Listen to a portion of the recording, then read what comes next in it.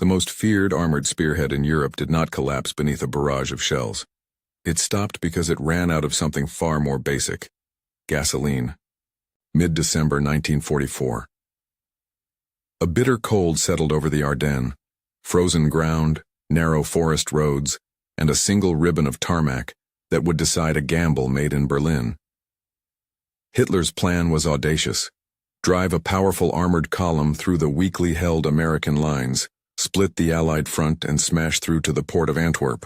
At the tip of that blade rode Joachim Peiper and his Kampfgruppe, an elite formation drawn from SS armored units equipped with Panthers, heavy tanks, and a dense concentration of transport vehicles. The force looked like mobility incarnate: fast, armored, and lethal. But it depended on one fragile assumption: that captured Allied fuel would be available, intact, whenever their tanks needed it. If you want more cinematic history breakdowns like this, like and subscribe. The plan's arithmetic was unforgiving. German armor could move swiftly, but it burned fuel at a prodigious rate. The assault was calculated on the expectation of short, violent thrusts and quick resupply from enemy depots. In practice, the Ardennes offered a single natural enemy that no tank crew had planned for: constrained roads. In a theater of dense woods and few wide roads, every vehicle, from heavy King Tigers to early model half-tracks, was forced onto the same tired asphalt. The column's mobility became a liability the moment the road stopped moving. One night, as engines idled and tanks lined the route, hours bled away. Freight and personnel carriers jammed the only route capable of supporting heavy armor. Drivers, commanders, and crews watched gauges creep toward empty. To keep the spearhead moving, Peiper faced ugly choices: ordered vehicles shoved aside, sent infantry along muddy tracks to clear the obstacles, and pushed forward under the ticking clock of fuel consumption. Those decisions bought time for local breakthroughs, but they also ate at the small margins the column could afford. That early congestion masked a paradox of the Ardennes offensive: dramatic tactical successes that hid strategic poverty. Villages fell in rapid succession. Surprised American units retreated under shock. Convoys were captured almost intact, and German crews had the temporary thrill of seizing enemy supplies. In more than one instance, seized trucks and fuel stores kept engines running for a while longer.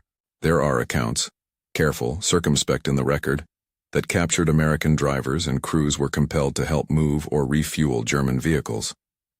Those moments provided fleeting relief, but they could not replace a sustained supply line. Then came a dark pivot that altered the moral and operational stakes of the early days: the massacre at Malmedy.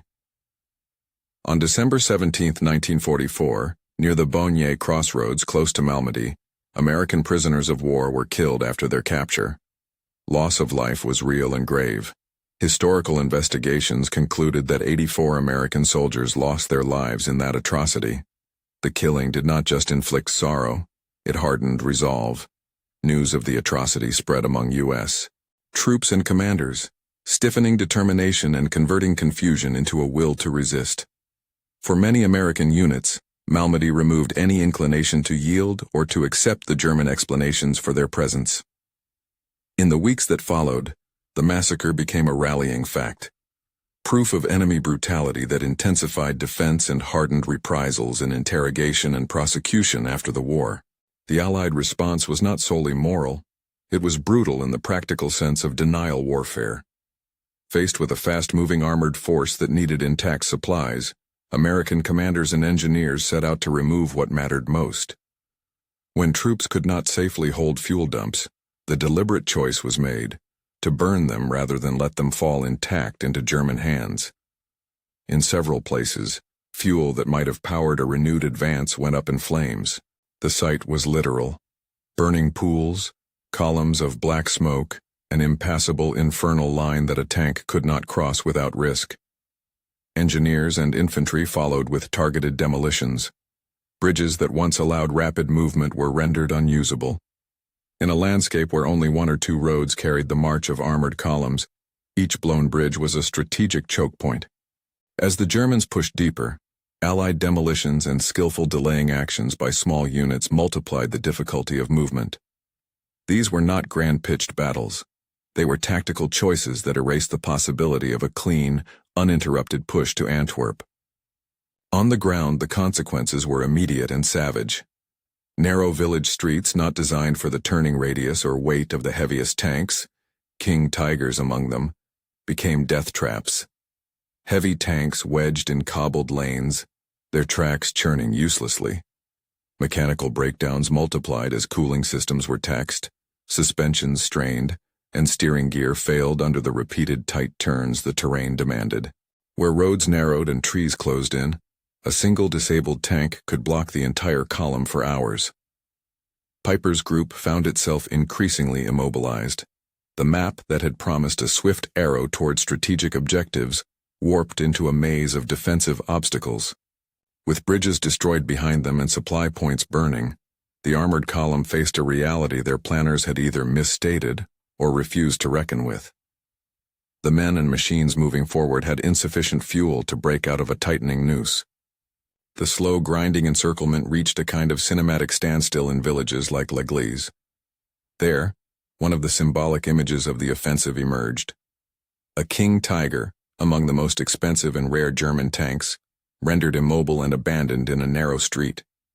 It became the physical manifestation of an industrial gamble gone wrong, a machine representing months of specialized labor, complex supply chains, and scarce materials, left to rust because fuel, roads, and time had betrayed it.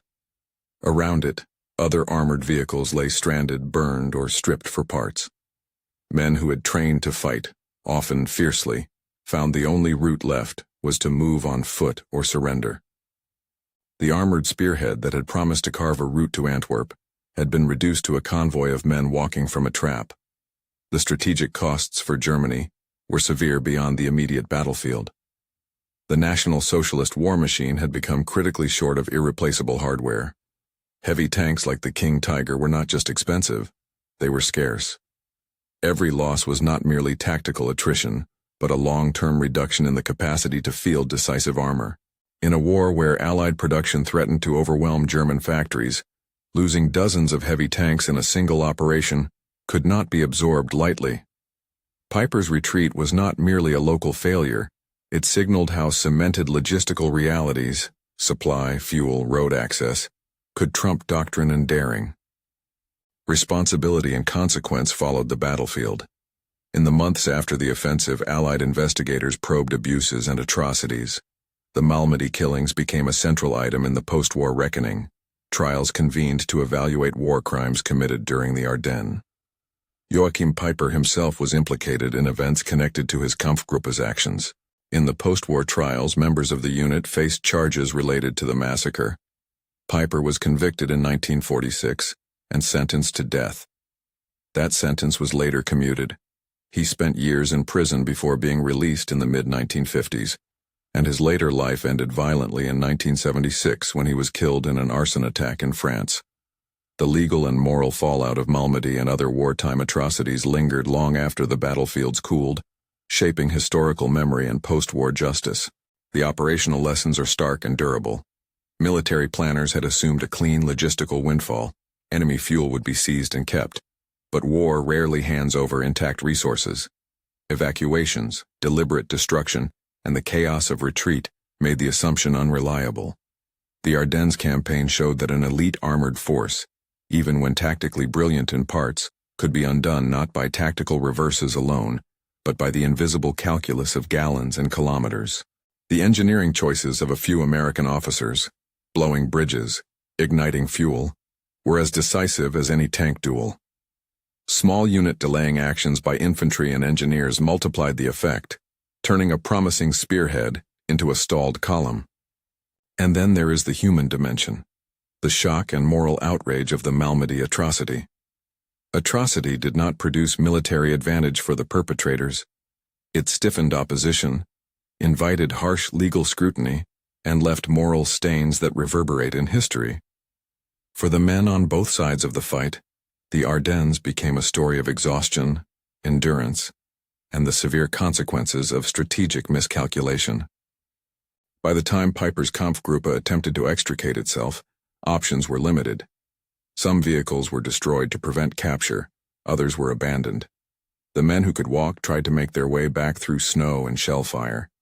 The once unstoppable column, whose tanks inspired dread months earlier, had become a retreating formation, its power revealed as fragile in the face of broken bridges, burned fuel, and ironclad logistics. The image that endures is both practical and symbolic. The King Tiger sitting immobile on a narrow village street, its immense presence dwarfed by the reality that no supply could restart its engines.